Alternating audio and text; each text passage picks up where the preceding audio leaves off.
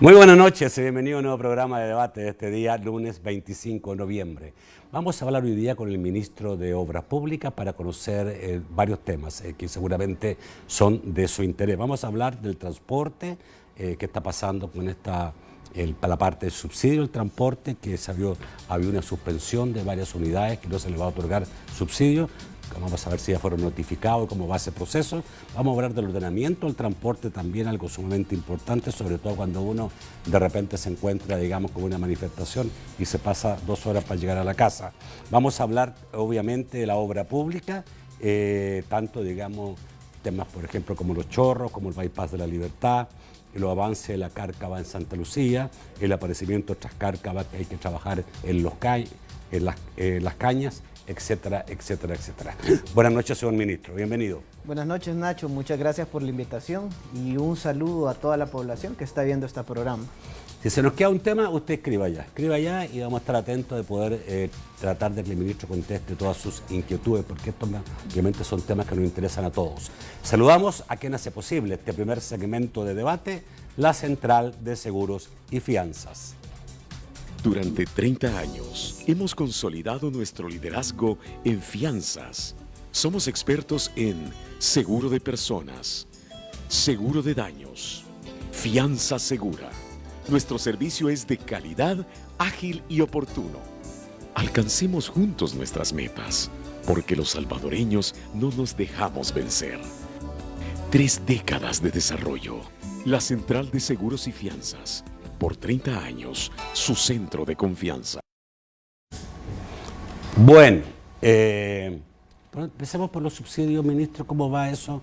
Usted anunció que inicialmente 50, después 159 unidades del transporte colectivo iban a ser suspendidas en el subsidio por incumplimiento de las normas que permiten a los propietarios de buses tener subsidio. Ya fueron notificados, porque se les preguntó a ellos y dijeron hasta el momento no hemos sido notificados hace unos días atrás. Sí, bueno, nosotros iniciamos con la suspensión de 17 rutas, el subsidio, 9 rutas de buses y 8 rutas de microbuses, principalmente. ¿Por qué? Justamente por incumplimiento de rutas, y esto es por 2 cosas fundamentalmente. Una, porque las unidades no están en la capacidad adecuada o porque no están en buenas condiciones. Y la segunda es porque simplemente no hacen la ruta que tienen que seguir y hacen una competencia desleal.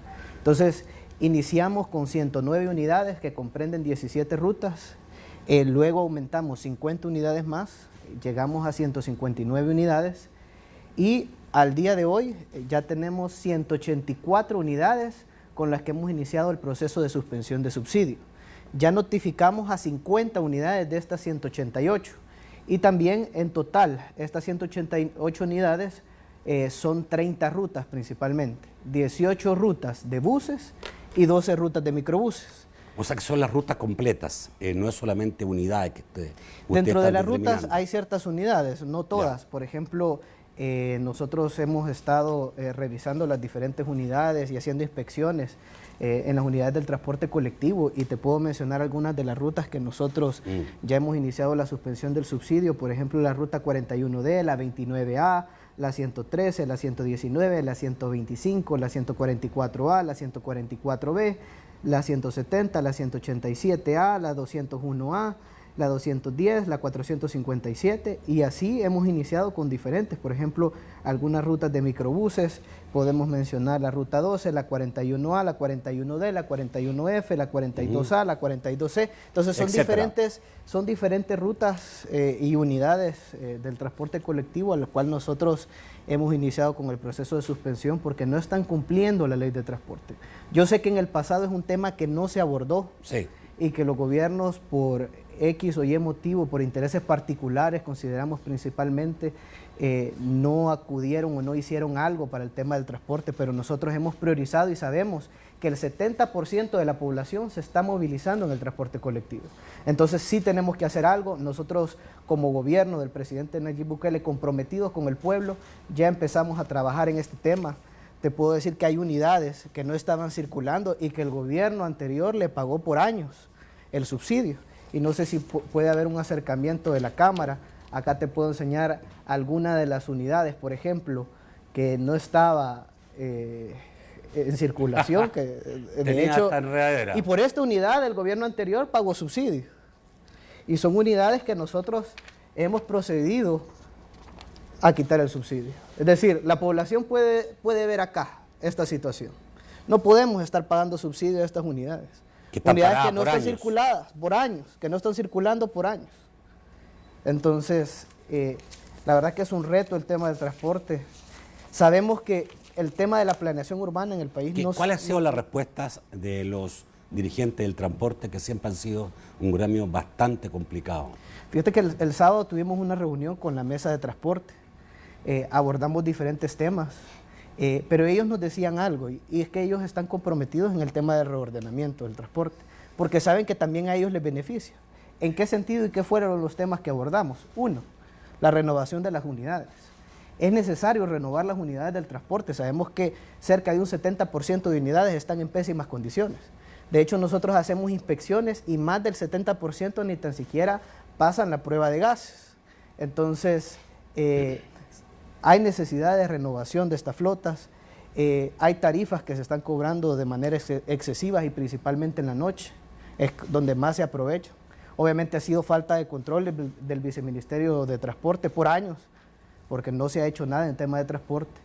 También estamos viendo otros temas, por ejemplo, rutas ilegales o transportes ilegales que se están movilizando, que era otro de los temas que conversábamos. Pero yo creo que si ordenamos todo el tema del transporte, al final... Da la impresión que ellos se van a ver beneficiados. Ellos no se van a ir en contra de estas medidas, pero ¿el viceministerio le está ofreciendo algo? El viceministerio lo que les está diciendo es ordenémoslos. Es el tiempo que de verdad el transporte colectivo se ordene de una vez por todas. ¿Qué pasaría si el transporte colectivo tenemos unidades nuevas, de calidad, con buen servicio, con seguridad? Pero ellos van a pedir mayor precio. Al final mucha más gente se va a movilizar en el transporte colectivo. Pues lo que tenemos que hacer, y es parte de lo que nosotros vamos a trabajar, es el tema del subsidio. Actualmente se está pagando por bus, 400 por bus y 200 por microbús. Hay un tema que hay que visualizarlo, y es que muchos de los buses no están circulando actualmente, como los buses que acabo de enseñar, y como las rutas, varias de las rutas que estamos suspendiendo actualmente, el subsidio. Entonces, yo creo que si ordenamos también el tema del subsidio, incluso con los mismos que estamos pagando, podemos pagar unidades nuevas. A ver, ministro, ¿qué pena tiene un propietario de una unidad como la que usted mostró, que a lo mejor lleva años sin circular y cobra subsidio? Ahí hay un robo al Estado, ¿no? Sí. Entonces, ¿se va a encauzar legalmente a este tipo de gente que ha estafado al Estado?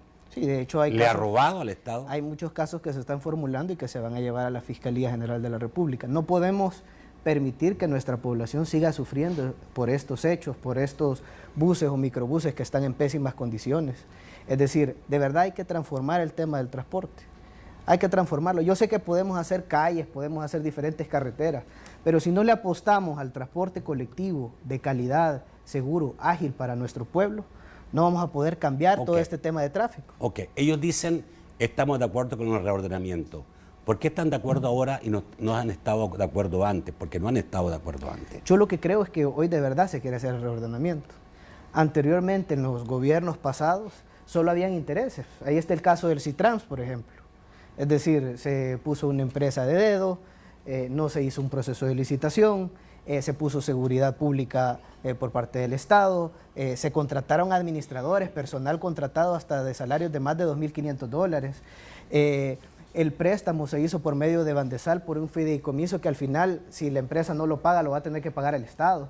Entonces, y eso solo con el Citrans. Así manejaron todo el tema del transporte, lo de Subes, por ejemplo. Es decir, los mismos transportistas saben que al final habían intereses oscuros detrás. Y yo creo que el cambio principal es que ahora de verdad nosotros queremos trabajar de la mejor manera, queremos hacer las cosas bien como tienen que ser y trabajar para el pueblo de manera honrada. Yo creo que eso es fundamental, ellos han visto cómo nosotros estamos trabajando. De hecho, una de las cosas que platicamos y hasta ellos nos decían, que el presidente dijo en su discurso y habló sobre la medicina amarga. Y ellos mismos nos decían, bueno, yo sé que cuando habló de medicina amarga, hablaba también del transporte colectivo. Entonces, yo creo que para el pueblo es una medicina buena. Okay. ¿Qué va a pasar con los buses que emanan cantidades inmensas de gases produciendo daño en la salud de la gente? Porque Tú decías, estamos instándolo a que renueven la flota. Sí. Sí, pero eso puede tomar bastante años, digamos, que renueve la flota. Seguramente se puede renovar al 15% cada año la flota. Podemos tomar varios años en renovar la flota. ¿Qué va a pasar por mientras en relación a los controles de gases? Sí, bueno, nosotros vamos a seguir haciendo diferentes actividades. Una de las cosas que nosotros estamos proponiendo es hacer revisiones técnicas a los buses, a los microbuses, año con año, que creo que es principal. También establecer diferentes controles, y esto también lo platicábamos en la reunión, por ejemplo, poner cobro electrónico, GPS, para monitorear las unidades. Me quiero quedar con la parte, digamos, los gases.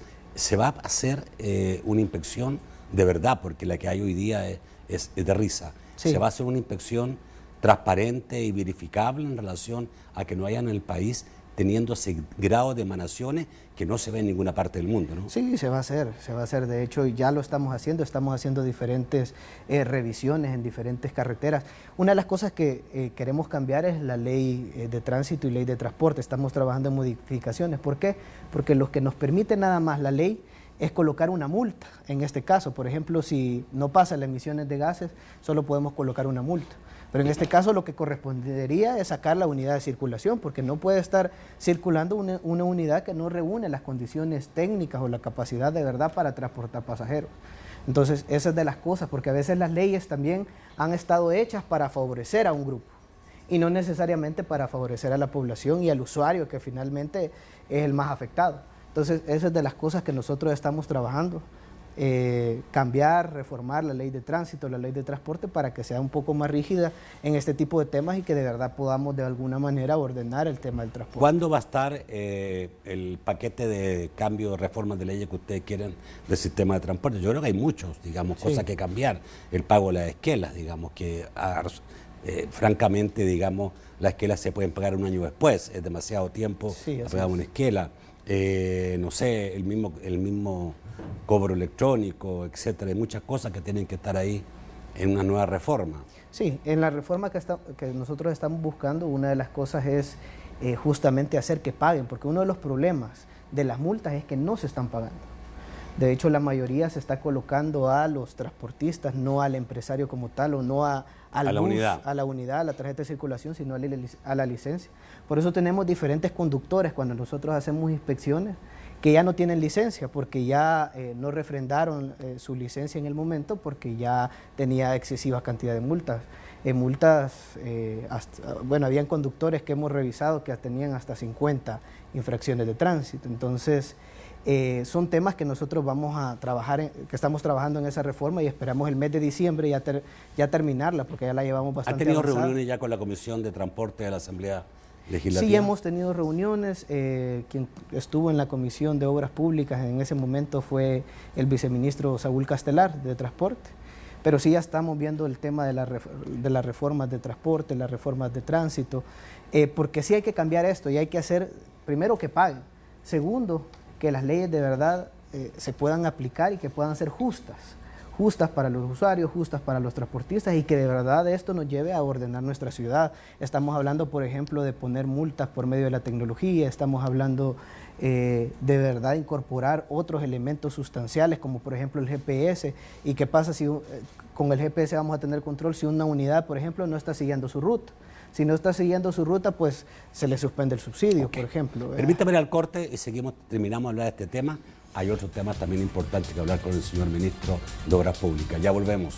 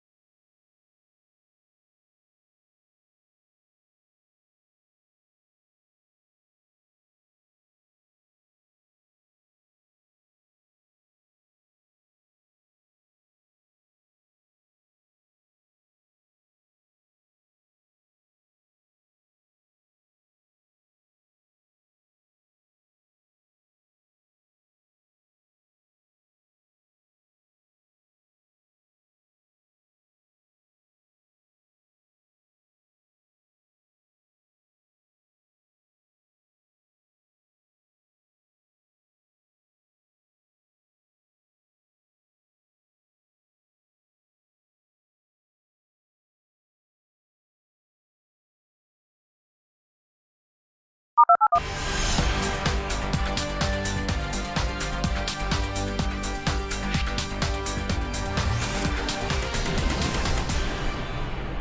segundo segmento de debate gracias a Cosavi Ahorro y Crédito, que ha iniciado la construcción de su centro financiero en la zona oriental del país.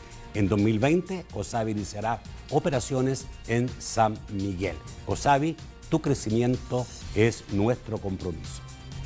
Cosavi Ahorro y Crédito te invita a disfrutar con todos los gastos pagados de 4 días y 3 noches en Decameron, Panamá. Para participar, abre tu cuenta de ahorro, certificado de depósito a plazos o adquiere tu crédito en cualquier modalidad. Esta promoción es exclusiva para asociados. Pide más información visitando nuestras agencias o llamando al PBX 2241-4200. Cosavi, tu crecimiento es nuestro compromiso. Primer sorteo, 30 de noviembre. Ministro, le iba a preguntar también por si el gobierno va a tener una política en relación a los cierres de calle. Y me refiero, que obviamente no me cabe en menor duda, que todos tienen el derecho a manifestarse. Hoy día hubo una manifestación de mujeres que me parece absolutamente loable, pero claro, producen un problema grave, ¿no? Porque sobre todo cuando se cierra una avenida, una vía tan principal como la número 1, porque sí, la que atraviesa Casa Presidencial y que conocemos con distintos nombres, es la número 1, ¿no? Sí. Y usted cierra la número 1 y crea un problema salvaje, tremendamente grande. Entonces, ¿va a tener el gobierno una política en relación a esto? Hay países del mundo donde se permiten en determinados lugares. Aquí, digamos, ya llevamos como muchos años y la gente que maneja, incluso los que van en buses, tienen que esperar muchas veces mucho tiempo y se llevan la sorpresa permanentemente de que han cerrado una calle. A veces lo hacen los alcaldes para hacer celebraciones, pero yo no sé quién autoriza y cómo, si esto es un desorden o qué. Sí, bueno, con respecto a las manifestaciones, pues las personas tienen derecho a hacerlo. Los gobiernos anteriores lo que hacían es que le echaban a la humo y hacían otro tipo de cosas. Nosotros lo que estamos haciendo en estos casos es mandar a la policía de tránsito, mandamos gestores de tráfico a las zonas para poder agilizar y desviar a la población a diferentes rutas. De hecho, en nuestras cuentas de redes sociales del Viceministerio de Transporte muchas veces hemos notificado cuando hay alguna manifestación para que las personas puedan desviarse de rumbo. Lo que sucede es que normalmente no se pide permiso con este tema, ¿verdad? Entonces, a veces las manifestaciones son de un día para otro, no se avisan. Es un tema bastante social, pero nosotros sí estamos tomando las medidas. No, pero eso no significa ningún cambio. O sea, va a seguir todo igual en el fondo. No, en realidad porque, no. Hay un plan, ¿verdad? De hecho, en que nosotros hemos trabajado para poder de alguna manera regular este tema. Las personas tienen derecho a manifestarse. Nosotros quisiéramos que de alguna manera nos pidieran permiso, digamos, para hacer la actividad que tengan que hacer, y con gusto el Viceministerio de Transporte se los va a autorizar y que se haga de manera ordenada. Esa es una de las cosas que nosotros estamos trabajando, ¿verdad? Porque la idea es no interrumpir el tráfico, sino que el tráfico pueda fluir de una manera ordenada y que las manifestaciones se puedan dar, que son derechos de las personas. Yo creo que lo que ocurre en nuestro país es que el organizador de una marcha trata de crear el máximo caos posible para que el gobierno escuche, porque parece que si no, no escucha las peticiones. Así ha sido la tradición, ¿ya? Por lo tanto, lo que trata es bloquear para que realmente, digamos, todo el mundo hable de eso y que termine siendo una cosa que afecte la normal circulación de la gente. Sí, hoy es diferente, ¿verdad? Hoy tenemos un gobierno que sí escucha. Antes no escuchaban, no se satisfacían las demandas de la población. Hoy es totalmente diferente. Nosotros de verdad estamos trabajando para llevarle las necesidades a la gente. Por ejemplo, hace poco habían personas de Apopa que nos estaban pidiendo una pasarela. Nosotros la analizamos, vimos si era factible técnicamente. Revisamos que la población ocupara, porque muchas veces no ocupan las pasarelas, pero en este caso sí vimos que era necesario tenerla y ya estamos trabajando y ya se está construyendo la pasarela en Apopa. Entonces, estamos atendiendo las necesidades de la gente. Sabemos que son muchas, pero la gente está viendo de verdad los cambios, está viendo que estamos trabajando en beneficio de ellos. Entonces yo creo que al ver este tipo de cambios las personas optan por no manifestarse. Yo le diría que hasta el momento no hemos visto nada, hemos visto, digamos, permanentes cierres de calle y eso significa que la gente sigue pensando que puede, digamos, seguir provocando todos estos problemas porque, claro, cuando cierran una calle se afecta a muchos. Yo no sé si en El Salvador alguna vez ha habido un muerto, ha habido peligros para gente porque no puede circular, porque va a un hospital o a una parte, o se han perdido muchas cosas, que a lo mejor un empleo o algo, digamos, por llegar tarde. No lo sé. Nunca hemos sacado resultados de todo esto. Siempre pensamos que es una cosa normal, pero yo creo que nosotros... no puede ser una normalidad que se transforme en normal para toda la vida. Sí, yo creo que nosotros estamos bien, por si nos comparamos con otros países como Venezuela, como Chile, por ejemplo, que hay manifestaciones, como diferentes países, Nicaragua, Honduras, que han tenido diferentes problemas sociales. Pues ahorita El Salvador está sumamente bien en este tema, entonces creo que no tenemos complicaciones. Ya, estamos bien. Depende cómo se vean las cosas, desde el punto de vista que se vean. Ministro, usted ha hablado de que se está buscando nuevos sistemas de transporte más eficientes o sistemas de transporte más de acorde a lo que lo depara el futuro. Cada vez es más difícil movilizarse en el San Salvador, ¿no? Entonces se requieren nuevas soluciones. Sí, nosotros ya iniciamos con el proceso de precalificación por medio de FOSEP para las empresas de un estudio de transporte masivo para los pasajeros del área metropolitana de San Salvador. ¿Qué consiste este estudio fundamentalmente? Estamos analizando diferentes modalidades o alternativas de transporte que solucionen el caos vehicular y que mejoren y que den un transporte de verdad adecuado a nuestra población. Acá podemos hablar, por ejemplo, de un metro, de un monorriel, un metro subterráneo, un transvía, por ejemplo. Podemos hablar de diferentes alternativas de movilidad que nosotros ya estamos realizando este estudio. Ya invitamos a las diferentes empresas nacionales e internacionales que se puedan precalificar. Esperamos que en el mes de enero se presenten las ofertas y luego nosotros adjudicar y que empiece este estudio. El estudio estimamos que va a durar cerca de unos 10 meses aproximadamente. Y la idea es encontrar esa solución que necesitamos de un transporte adecuado y que de verdad transforme todo el tema de la movilidad dentro del área metropolitana.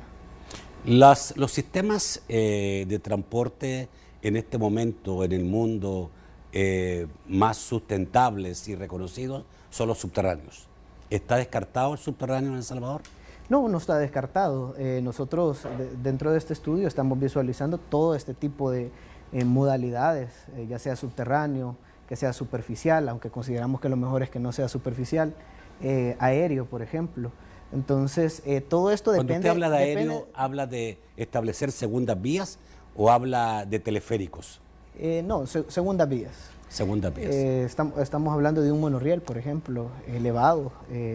Los costos normalmente de un monorriel andan de 30 a 35 millones de dólares por kilómetro. La construcción es sumamente más rápida, cerca de 2 a 2.5 años. Un metro, si tarda un poco más, un metro subterráneo, unos 4 o 5 años. Y es un poco más caro, y principalmente en El Salvador por el tema sísmico. Entonces, pero son cosas que nosotros vamos a estudiar y vamos a ver la mejor alternativa. La idea, te comento, el estudio es factibilidad y estructuración de un asocio público-privado. Las dos cosas a la vez. ¿Por qué? Porque ahorita todavía no sabemos, la idea es que sea un asocio público-privado, pero puede ser inversión pública tradicional, o no lo sabemos todavía al final lo que nos va a decir los estudios, pero la idea es hacer los estudios a la par para que corramos, porque esa es la idea, pues porque podemos decir, bueno, vamos a hacer el estudio de factibilidad ahorita, nos va a tardar cerca de unos 5 meses o 6 meses, y luego la estructuración de APP que nos va a demorar más tiempo, y solo los meses de licitación son cerca de 3 meses. Entonces, estamos haciendo el estudio factibilidad y estructuración de APP para luego de 10 meses nosotros tener los resultados y con eso ya poder licitar en caso que sea un asocio público-privado, una nueva modalidad de transporte que solucione el problema dentro del área metropolitana. En el tema de la policía de tránsito, ¿se sigue con el mismo número?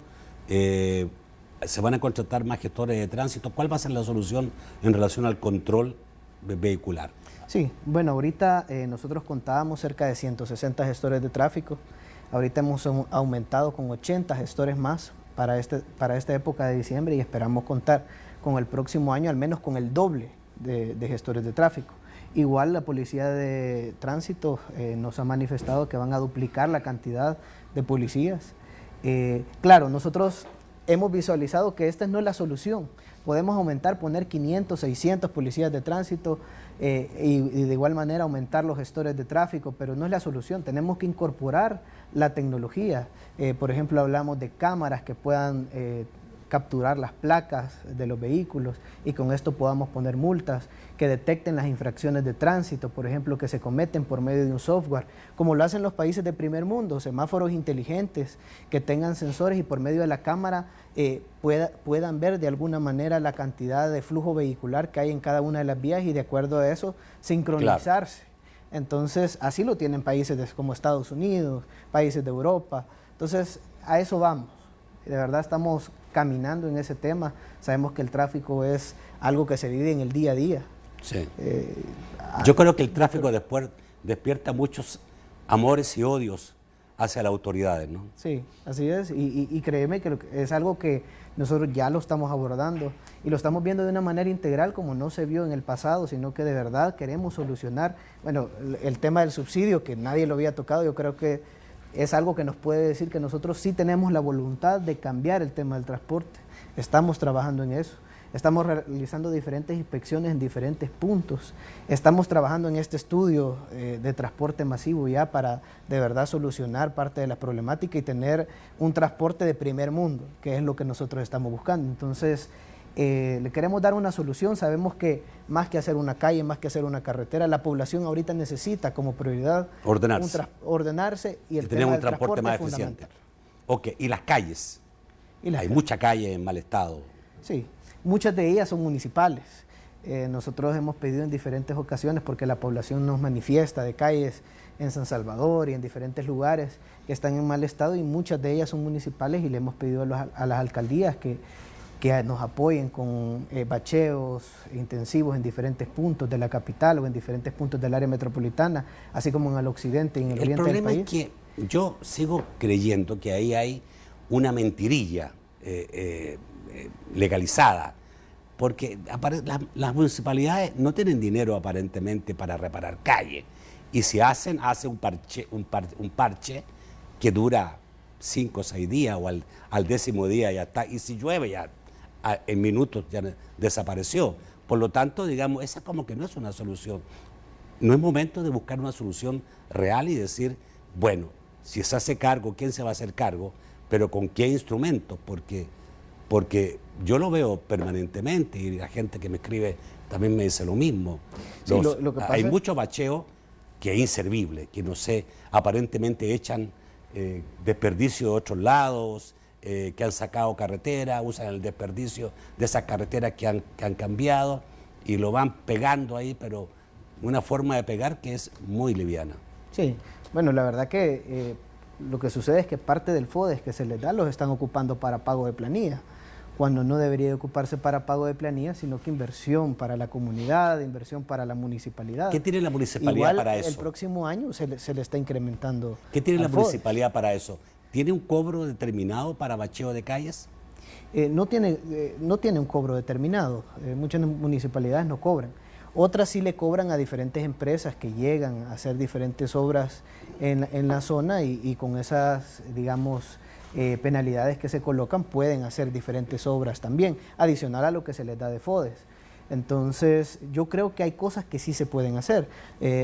Tal vez no tienen todos los recursos para hacer todas las calles, pero también por cómo han enfocado la inversión por años, porque como te digo, una buena parte de lo que deberían de destinar para la inversión, lo están destinando para pago de planillas. Nosotros estamos trabajando en diferentes lugares, carreteras, puentes que estamos interviniendo, estamos haciendo bacheos, por ejemplo, el kilómetro 18, que llega hasta Perquín, en el oriente del país, que la población nos los ha pedido en diferentes ocasiones, ya estamos haciendo un bacheo por medio de Fovial, en diferentes puntos donde la población nos manifiesta que realicemos intervenciones, y no solo donde nos manifiestan, sino que nosotros también tenemos planes de bacheo en diferentes puntos de la capital, en diferentes puntos del occidente, del oriente del país, y donde ya estamos trabajando, y no solo de bacheo, sino que también caminos rurales, que son calles no pavimentadas, que ya estamos procediendo a la pavimentación. Por ejemplo, ya estamos en Flora María, Santa Ana, haciendo trabajos. Vamos a pavimentar esa calle. Estamos trabajando también, bueno, trabajamos en la comunidad Primavera también, ya la pavimentamos 2 kilómetros. Y estamos trabajando en diferentes puntos en el oriente del país. Estamos en Jiquilisco, son cerca de 10 kilómetros los que hemos pavimentado. Ahorita estamos terminando las aceras y la señalización de la calle. Y estamos en diferentes lugares. La verdad que yo creo algo importante, y es que no se priorizaban los proyectos. No se priorizaban los proyectos por el impacto que tenían. Y eso lo puedes ver en cualquier proyecto de inversión. Por ejemplo, la carretera de Los Chorros. Solo para darte un ejemplo, no se priorizaba de verdad lo que iba a tener impacto para la población, el tema del transporte, la carretera de Los Chorros, etcétera. Entonces nosotros sí estamos priorizando las necesidades de nuestra gente, las necesidades del pueblo, donde de verdad va a tener un mayor impacto y donde la población va a ser beneficiada, donde lugares donde nadie llegaba, nosotros estamos llegando. Okay. Y eso te puede marcar un antes y un después de lo que se está haciendo. Okay. Pues. Permíteme el corte, vamos al corte, volvemos. Hay otros temas en grandes obras públicas que tenemos que conversar. Ya volvemos.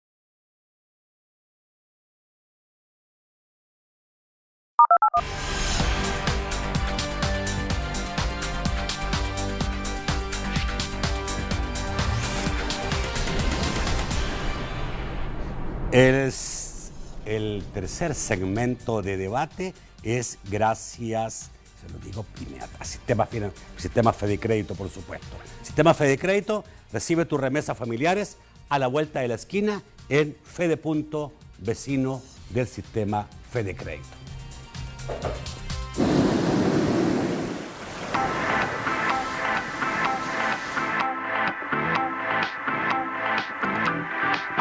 Mis pagos los hago yo. Hasta en la tienda, brother. Las cajas de crédito y los bancos de los trabajadores del Sistema Fedecrédito estamos en 195 municipios del país para ayudarte siempre, hasta donde quieras. Sistema Fedecrédito, queremos darte una mano. A la vuelta de la esquina con el Sistema Fede.Punto del Sistema Fedecrédito. A ver, ministro, ¿cómo va con las cárcavas? Sí. Santa Lucía, ahora Las Cañas. Bueno, con el tema de Santa Lucía, ahorita estamos trabajando en la reorientación de las aguas. Ya Ahorita el tema fundamental es que las familias se les está dando un documento de un valúo de las intervenciones que se van a realizar de cada una de las casas, porque se van a derribar ciertos muros. Cerca de unas 10 casas son las que hay que derribar algún muro o hacer algún tipo de intervención dentro de la vivienda, y que ya se están haciendo los valúos con el Ministerio de Vivienda para darles una carta y determinarles los valores de esas afectaciones. La idea es que las familias estén seguras y que sepan que el gobierno les va a responder por cualquier afectación que haya en la vivienda, ya sea reconstruyendo la infraestructura o dándole una alternativa habitacional. Esa es una de las cosas que estamos trabajando. El miedo de las personas es porque cuando se hizo una obra en la Residencial Santa Lucía, ya por el año 2008-2009, demolieron cerca de 2 a 3 viviendas y nunca la recuperaron, el gobierno no les dio una respuesta. Entonces, ese es de los temores que tiene la familia. Pero de todas maneras, la cárcava se va. Ahorita nosotros estamos trabajando en la reorientación de las aguas y luego ya venimos con los trabajos de relleno masivo, la canalización de todas estas aguas por medio de un pozo, entre otro tipo de obras. ¿Cuánto tiempo puede demorar eso para que esa zona vuelva a la normalidad? Nosotros estimamos cerca de 7 meses, que es lo que se le ha dado a la empresa que resultó adjudicada para esta obra. Son $4.5 millones la inversión, pero ya se está trabajando. Esperamos que en unos 7 meses ya estemos terminando con este proyecto. Adicional, esto no solo es una intervención puntual, porque me mencionabas, por ejemplo, otras cárcavas. Y por ejemplo, la Residencial Santa Lucía tiene una problemática en toda la cuenca de las Cañas, porque de ahí es donde proviene el origen de esta cárcava. Lo que sucede en la cuenca de las Cañas es que hay una alta extracción de arena por parte de las empresas constructoras. Prácticamente todas las edificaciones y todas las construcciones que se hacen en el área metropolitana de San Salvador, la arena sale de la cuenca de las Cañas. Y de alguna manera el río busca estabilizarse por esa extracción. Entonces eso es lo que provoca que se genere diferentes cárcavas en diferentes zonas, además de suelos inestables. ¿Se va a prohibir esa extracción? Es una de las cosas que estamos viendo con el Ministerio de Medio Ambiente y Recursos Naturales y con la alcaldía, porque la alcaldía al final es la principal beneficiaria, es la que cobra por esta extracción de arena. Entonces ya estamos viendo la prohibición de la extracción de arena en esa zona, y también ya estamos trabajando en un plan integral para hacer diferentes obras, principalmente de estabilización de taludes. Estamos viendo colocar vegetación, también hacer toda una canalización de las aguas dentro de ese sector, poner algunos muros guardanivel en diferentes puntos. Entonces queremos hacer una obra integral en toda la cuenca de las Cañas. Nosotros estimamos que tendría un costo de cerca de $50 millones, pero daría una solución definitiva y real, porque del año 2005 al año 2019, al 30 de mayo de 2019, se invirtieron 17 millones en cárcavas y fueron 22 cárcavas las que se intervinieron, pero al final, por ejemplo, dentro de esas 22 cárcavas está la Residencial Santa Lucía, y así hay otras cárcavas que ya se están viendo amenazadas porque no se ha dado el tratamiento adecuado. Lo único que hicieron fue poner un parche, nada más solucionar una problemática de una residencial en particular, pero esta problemática puede volver a suceder si no hacemos toda esta solución que queremos darle a la cuenca de las Cañas. Entonces, por ejemplo, si no hacemos un tratamiento adecuado, está en peligro la carretera de Oro, está en peligro el aeropuerto de Ilopango, está en peligro diferentes residenciales de la zona. Nosotros hemos identificado más de 30 cárcavas dentro de esa zona y es justamente por la cuenca de las Cañas. Hay que darle un tratamiento adecuado. En 1995 hicieron un libro que se llama Banco de la Construcción S.A. y es justamente, todo habla de la cuenca de las Cañas y la problemática de la extracción de arena. Entonces, esto ya se venía hablando desde hace años y que hoy venimos a sufrir nosotros y que porque no se le dio el tratamiento adecuado. Okay. Pero sí es algo que nosotros estamos abordando. Ya tenemos dentro de la Asamblea Legislativa un préstamo de KfW, que es cooperación alemana, cerca de $9 millones que pensamos invertir en cárcavas de ese préstamo, y adicional vamos a solicitar otro préstamo para poder hacer toda la intervención. Ok. En el caso de Los Chorros, ¿cómo van? Bueno, con la carretera... Está en proceso, tengo entendido, de licitación. Sí, todavía. Ahorita lo que tenemos en licitación es el diseño. ¿Ya? Las empresas tienen hasta el 6 de diciembre, pueden presentar ofertas desde las 8 de la mañana hasta las 9:30 de la mañana, y a las 9:45 de la mañana tenemos ya la apertura de oferta. Están licitando un viaducto. Lo que estamos licitando es la ampliación de la carretera desde Santa Tecla hasta el desvío de Opico, a 6 carriles. Y en la zona crítica, principalmente en la zona de conocida como zona de derrumbes, que son 1.6 kilómetros, queremos hacer un viaducto, que es un puente elevado que va a salir de la carretera y vamos a dejar como zona de retiro la carretera existente. Entonces queremos darle, este tratamiento se le tuvo que haber dado hace años, no se hizo. Pero ¿Es la mejor solución esa? Nosotros revisamos diferentes alternativas, por ejemplo, un túnel falso que podría darle una solución, digamos, a la problemática, pero siempre hay vulnerabilidad de alguna u otra manera, porque las rocas siempre van a caer, hay que darle mantenimiento en nuestro país. Bueno, los túneles que están en la carretera litoral tienen como más de 60 años que no se le han dado mantenimiento, por ejemplo, por falta de recursos, etcétera, pero la infraestructura normalmente en el país ha tenido el problema que no se le da el mantenimiento y el tratamiento adecuado. Entonces, igual considerando los costos, el viaducto es la mejor solución y que de verdad reduce la vulnerabilidad al mínimo y que nos va a ocasionar menos problemas que cualquier otra solución. Entonces, y esto ya se ha hecho en Europa, en países como Colombia, en diferentes países de Asia, Japón, China, Corea del Sur, etcétera. Entonces son soluciones viables, es algo nuevo para nuestro país, pero que de verdad va a solucionar. No es tan caro tampoco, ¿no? Tiene un costo, pero que al final, yo no diría que sería caro, porque al final cualquier obra que nosotros hagamos al final se recompensa, porque va a tener réditos económicos. Nosotros hemos estimado, solo en horas pico. ¿Por qué va a tener rédito económico? Porque nosotros estimamos, por ejemplo, solo en horas pico, lo que se está perdiendo en tema de combustible, llantas, cambio de aceite. Claro. Solo eso son 60 millones de dólares al año para la población. Eso sin contar el estrés que las personas sufren y que al final uno es menos productivo por eso. ¿Cuánto es lo que ha gastado el Ministerio de Obras Públicas en los últimos años en ir haciendo reparaciones o parche a ese Se han gastado cerca de 40 millones de dólares. Entonces, y se sigue gastando. Es decir, incluso con la obra que se ha hecho, hay que seguir invirtiendo en esa carretera. Entonces, de verdad hay que darle una solución integral y eso es lo que nosotros estamos trabajando. Nosotros tenemos una prefactibilidad de lo que queremos, ya tenemos estimaciones de dónde va a pasar el viaducto, por ejemplo, que va a ser después del balneario de Los Chorros y va a pasar hasta después de La Pedrera. Entonces son 1.6 kilómetros, la verdad que va a dar solución, va a agilizar todo el tráfico vehicular. Es una zona también bastante logística, va a dinamizar parte de la economía. Estamos invirtiendo millones de dólares, al final esos millones nos vamos a ahorrar. Entonces, yo creo que cualquier obra, como te decía, que hagamos, al final se va a compensar con lo que nosotros queremos En hacer. el caso del bypass en La Libertad, porque la carretera, yo no he ido por ahí, pero tengo entendido que ya está lista, ¿no? Sí, bueno, incluso quedó del anterior gobierno casi lista eso. El problema era el bypass. Siempre decían así. Bueno, con la carretera, con la ampliación, nosotros sí la recibimos con un nivel de avance bastante grande. Obviamente no se había terminado todavía, pero nosotros recibimos, hicimos la liquidación con la empresa y pues ya se terminó, digamos, esa parte del proyecto. Ahorita estamos con el bypass de La Libertad, que está dividido en 3 segmentos. El segmento 1, que es básicamente la entrada del bypass, son cerca de 2.89 kilómetros.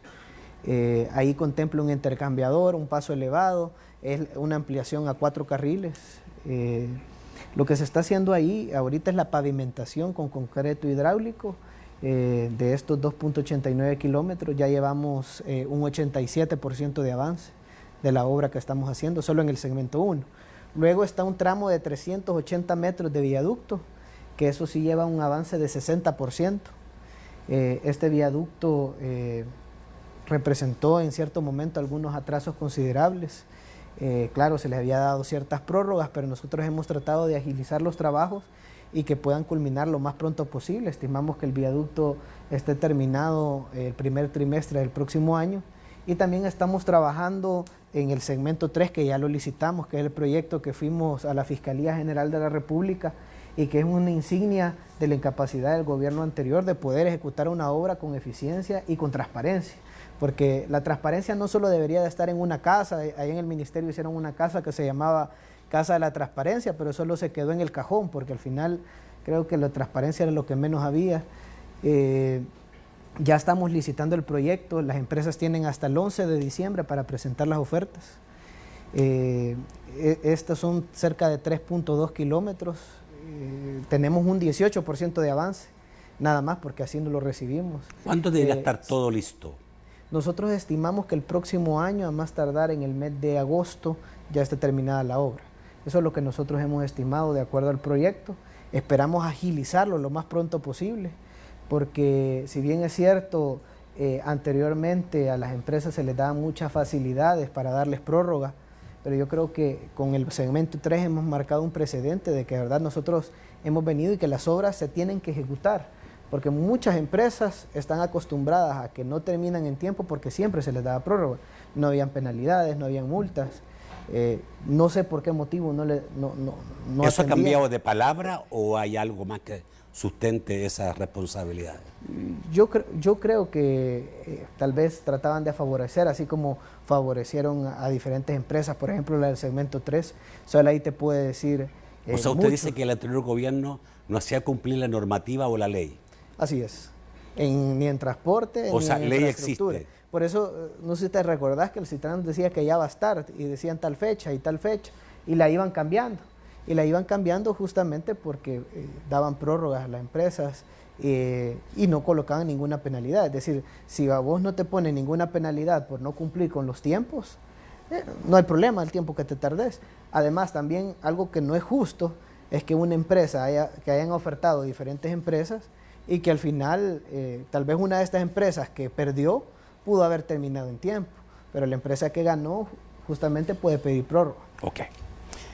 Vamos al corte, volvemos rápidamente ya en el próximo bloque con sus comentarios y sus preguntas.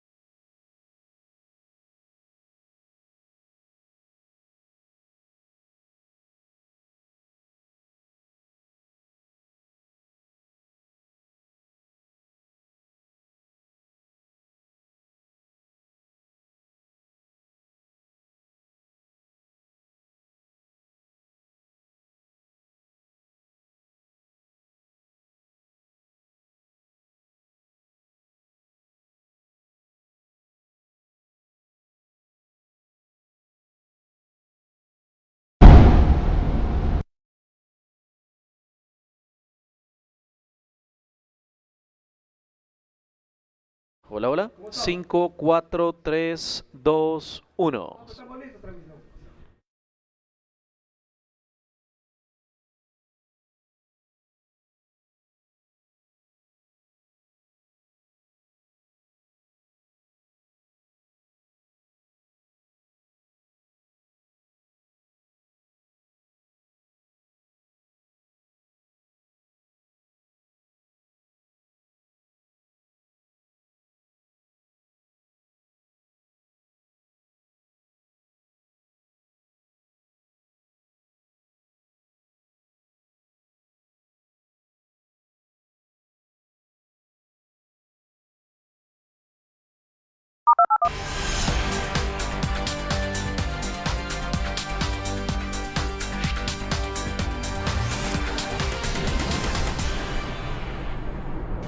Vamos con Francisco Bonilla para saber qué dicen los amigos televidentes. Muy buenas noches, Francisco. Un placer saludarles. Muy buenas noches. Antonio Cuellar es el primero que participa. Dice: el problema más grande del transporte público es el empadrinamiento por parte de la Asamblea Legislativa, la cual ha llegado a condonar las multas al sector, generando impunidad y anarquía. José Martínez dice: ¿por qué a los microbuses del transporte universitario no les dan el horario que corresponde para trabajar? Reyes Camilla dice, Nacho, lo que el señor ministro debería de verificar es en qué se basa el pago a los motoristas por parte de los empresarios, porque manejan todo el tiempo apresurados y violentos, me imagino porque les pagan por cantidad de viajes y no un salario fijo. Eduardo Ramírez dice, tiene razón, por más de 30 años el BMT no ha hecho lo correspondiente de acuerdo a la ley, el subsidio debería de ser eliminado. Ruth de Díaz dice, hola, pídele al ministro 4 semáforos para resolver el atasco en Santa Ana frente a la Unicaes. Nos toma hasta 45 minutos para pasar. Sergio Mayén dice, buenas noches, quisiera saber si hay un plan de bacheo para las calles principales. La verdad es que están en pésimo estado. Antonio Soriano, periodista del diario El Mundo, pregunta, ¿cuánto ha cancelado el gobierno a Citrams en compensación económica en 2019? ¿Hay depósitos en ese concepto en cuentas en el exterior? Pregunta Antonio Soriano. Mario Grisales dice, eliminación de subsidios es un paliativo. Cobro de multas, suspensión de línea, hacer responsable al dueño es la clave para que contraten mejores motoristas y no le entreguen un vehículo a mercenarios del transporte. Y dice el señor García, ¿por qué no sacan los buses de Occidente del Gran San Salvador? Esas y otras preguntas se las dejamos al señor ministro.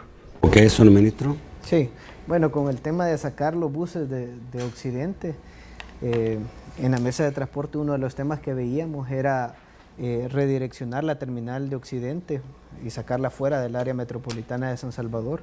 Ese es uno de los temas que ya se está viendo. Obviamente se está viendo el tema del terreno y la ubicación. También vamos a terminar, digamos, de visualizar dónde va a estar el proyecto justamente, porque había un sector donde se iba a colocar, pero ya se urbanizó, que es justamente cerca de Santa Tecla. Entonces, pero sí es un tema que ya se está viendo con la mesa de transporte. Con el tema de las cobras de multa, por ejemplo, sí es uno de los temas complicados y es lo que normalmente sucede, porque las multas se colocan a los motoristas y no a los transportistas, no al bus o no al microbús. Entonces, esa es una de las reformas que nosotros queremos hacer, de las reformas de tránsito, para que de verdad se paguen estas multas, que sean directamente al empresario en este caso, que tendría que ser quien pague, y quiera sí o no, que él se vea afectado, que su bolsillo se vea afectado de alguna u otra manera, va a tratar de que el motorista no infrinja leyes de tránsito. También estamos trabajando en capacitar a los motoristas. Ya empezamos, por ejemplo, con la zafra, con la carga de la zafra, cerca de 1.200 rastras que ya se están capacitando a todos los motoristas. Y esto es un tema que también lo vamos a llevar al transporte colectivo. La capacitación adecuada para los transportistas es necesario que pasen por un curso adecuado de transporte, de manejo. Muchos de ellos prácticamente tienen licencia, pero no siguen las normas de tránsito, no conocen mucho las leyes de tránsito y de hecho son parte de los accidentes que nosotros vemos. Nosotros hemos hecho inspecciones en el transporte colectivo y hemos visualizado, por ejemplo, motoristas que consumen bebidas embriagantes y así andan transportando a la población. De inmediato nosotros procedemos a suspender la licencia y también a colocar multas. Entonces, es un tema que también lo estamos abordando. Hay otros temas, por ejemplo, los semáforos. Ya estamos en un plan para colocar semáforos inteligentes, que este es uno de los proyectos que estamos trabajando, que se puedan sincronizar semáforos, automáticamente. ¿Cuál sería el costo de ese proyecto? ¿Cuántos semáforos inteligentes se pondrían y dónde? En toda el área metropolitana nosotros tenemos una estimación de cerca de 40 millones de dólares. Pero es un proyecto... ¿Esto significa cambiar los actuales semáforos o solamente...? Cambiar todos los semáforos. Cambiar todos los semáforos. Y colocar semáforos en otros puntos del país, en algunos, por ejemplo, redondeles, y en otros sectores que necesitamos colocar semáforos según lo que hemos visualizado, pero la idea es que se sincronicen automáticamente, porque lo que tenemos ahorita es que el BMT, por medio de una empresa subcontratada, se sincronizan pero de manera manual. Entonces, debería sincronizarse de acuerdo al tráfico vehicular que hay en la zona y así pueda moverse un semáforo de rojo, verde o amarillo. Entonces, ¿es alto de la inversión? Son cerca de 40 millones de dólares, pero yo considero que para lo que vamos a percibir, porque al final lo que van a aumentar son las infracciones de tránsito, los ingresos, al final eso se va a compensar. Cualquier inversión que nosotros hagamos en este sector para colocar tecnología, cámaras inteligentes que detecten placas, incluso los semáforos van a tener esas cámaras y van a detectar a los vehículos igual de infracciones de tránsito. Como países de primer mundo, Entonces, con esto vamos a poder tener un mejor control, un mejor orden en todo el tema de las infracciones y, claro, al principio se van a aumentar las infracciones, va a llegar un punto que las personas se van a ordenar y van a reducir las infracciones de tránsito, pero al final es algo autosostenible este proyecto. Con el tema del plan de bacheo que mencionaban, nosotros ya estamos con Fovial trabajando, bueno, hoy en la noche Fovial está trabajando en diferentes puntos. Hemos estado trabajando en el Boulevard Venezuela, hemos estado trabajando en diferentes puntos del área metropolitana de San Salvador con un plan intensivo de bacheo debido a las lluvias que sufrimos y sabemos que varias de las calles y de las carreteras han quedado en pésimas condiciones, pero sí ya se está trabajando no solo en el área metropolitana, sino también en la zona occidental y en la zona oriental. Muchas veces la población no nos ve trabajando porque también hacemos trabajo de noche, pero sí estamos tratando de evacuar todo esto y también le pedimos a las alcaldías que se sumen, porque hay varias rutas que son municipales y que las alcaldías también tienen que apoyar a hacer el bacheo necesario.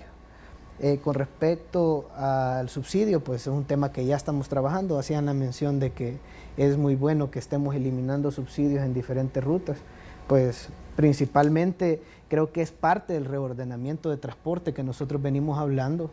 Hay que reordenar de verdad este tema. Sabemos que la población necesita un transporte de calidad, digno, seguro, ágil, y todos lo estamos esperando, desde años, desde más de 30 años decían. Pues hoy con el gobierno están viendo que de verdad, yo creo que esto es un inicio de lo que puede decir de todo lo que pensamos hacer. Ya nos reunimos con la mesa de transporte, ya estamos hablando de cambio de unidades. Obviamente tenemos que seguir en reuniones técnicas para poder transformar y cambiar las unidades de transporte colectivo. Pero sí es un reto que nosotros hemos asumido y que estamos en toda la disposición con el gobierno del presidente Nayib Bukele a transformar el transporte colectivo. Dos preguntas rapidísimas para que me pueda contestar, ministro, porque el tiempo se nos está yendo. El pago a conductores, pareciera, digamos, alguien decía que corren como locos, como que fueran siempre apurados. ¿Será que les pagan por viaje que hacen y ellos lo hacen, digamos, a la mayor rapidez, lo que pone en peligro a la ciudadanía? Sí, bueno, este es un tema que nosotros queremos transformar con el cobro electrónico, porque hay dos tipos de situaciones que se dan. Normalmente tienen un salario base, no es que se les paga por viaje o algo, pero a veces se van quedando con una parte de los ingresos a medida que van cobrando en el camino. Y eso es conocido por la población, es conocido incluso por los transportistas. Se van quedando con parte del ingreso a medida que van haciendo la ruta. Por eso lo hacen. Entonces, por eso lo hacen. Claro, con el cobro electrónico vamos a poder evitar este tipo de cosas. ¿El caso de los semáforos en Santa Ana? El caso de los semáforos en Santa Ana, vamos a analizar la situación. Ya. Si es necesario colocar semáforos, con gusto nosotros los ponemos. ¿Y cuánto se ha pagado el Citram? Del Citram, ahorita, bueno, son cerca de 3 millones de dólares que se ha pagado en seguridad, principalmente en alimentación de los soldados. La infraestructura costó 40 millones de dólares. ¿Eso se va a perder todo? Digamos, al final la inversión depende del estudio, ¿verdad? Ahorita estamos en el estudio de, digamos, de transporte masivo. De acuerdo a lo que nos diga el estudio, puede ser que reutilicemos la infraestructura, puede ser que sea una infraestructura nueva, pero al final el estudio nos va a determinar. Lo que te quiero decir es que se gastaron 40 millones más cerca de 46 millones del préstamo con la banca de Brasil y que el fideicomiso quedó a cargo de Bandesal. Entonces, al final el que está comprometido con todo esto es el Estado. Ok. Ministro, muchísimas gracias por estar esta noche. No, gracias a ti por la invitación y un saludo a toda la población. Estamos trabajando de verdad todos los días para transformar el tema del transporte colectivo y también para mejorar la infraestructura de nuestro país, para generar crecimiento y desarrollo económico que nuestro país lo necesita. Gracias, amigo televidente. Yo los espero mañana a las 8 de la noche en un nuevo programa de debate. Que pasen muy buenas noches.